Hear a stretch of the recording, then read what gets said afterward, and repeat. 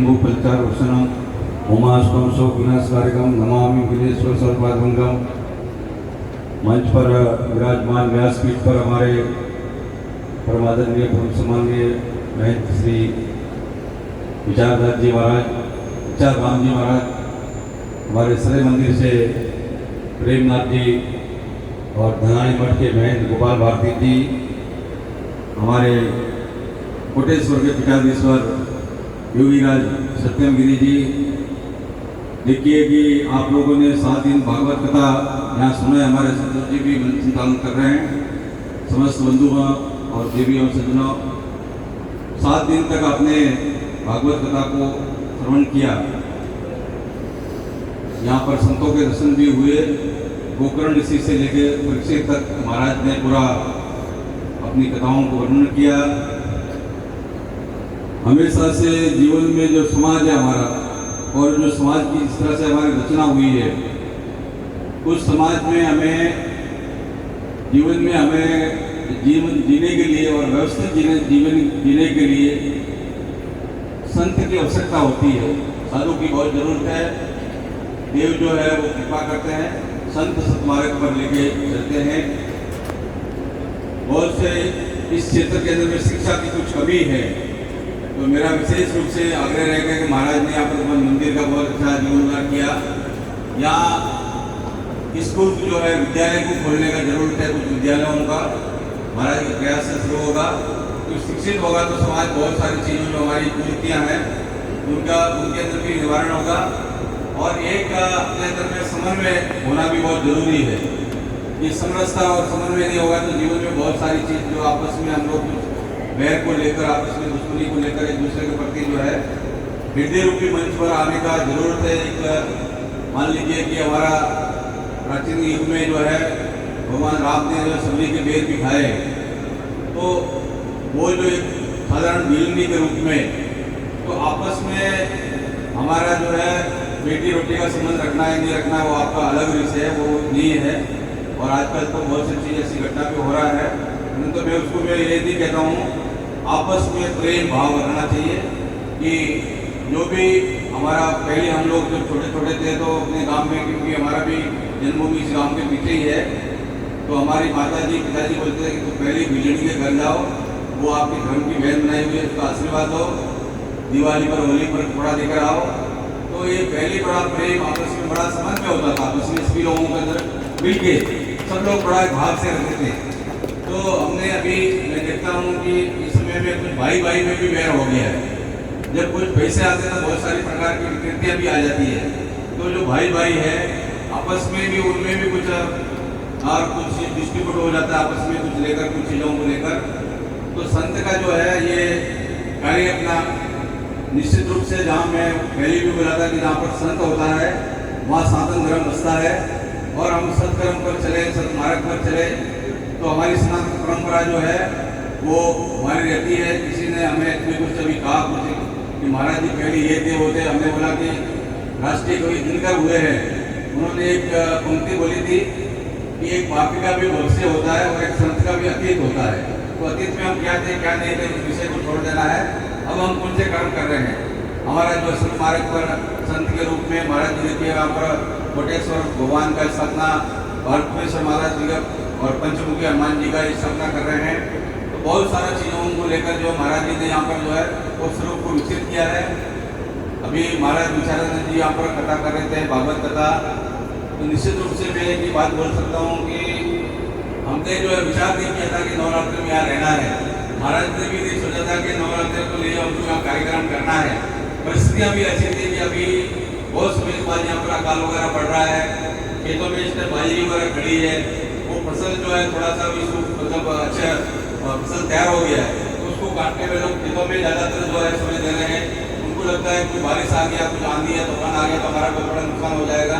तो बहुत सारा चीज़ जो विचार मन में होता है। और परंतु ये क्या है कि यहाँ पर चतुर्मास भी अभी चल रहा है, 9 रात्रि का जो है समय भी है।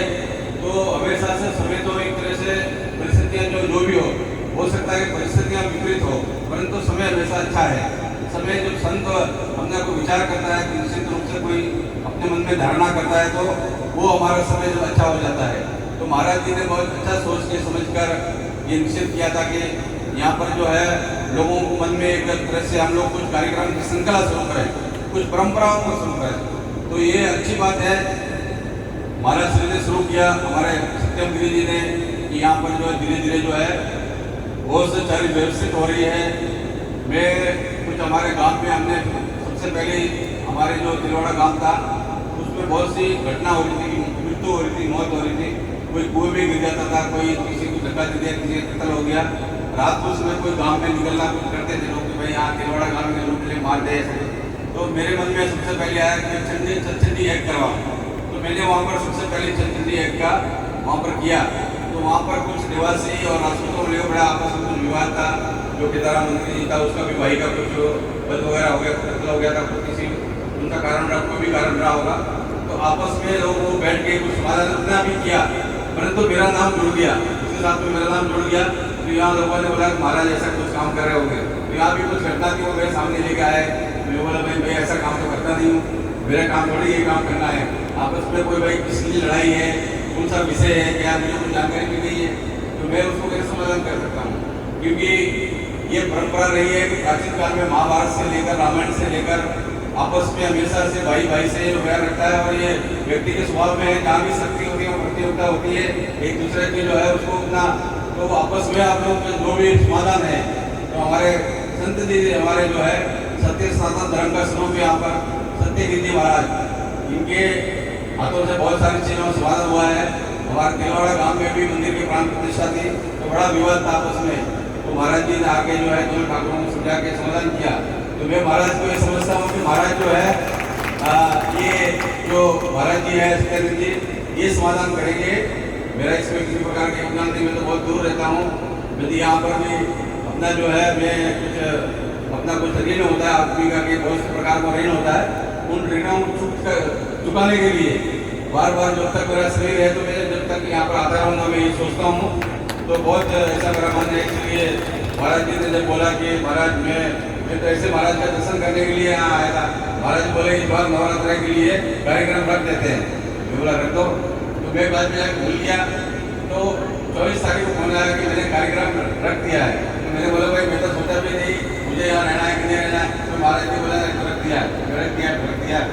फिर मैं बोला कि कुछ कार्यक्रम के रूपरेखा, बोले महाराज बोले एक आचार्य भी तैयार है, हमारा कथावाचक भी तैयार है, सब तैयार है। तो मैं बोला फिर तो मैं नहीं तैयार हूँ, तो मैं बेवकूफ हूँ, मैं मूर्ख आदमी हूँ। तो बोला मैं भी तैयार हूँ।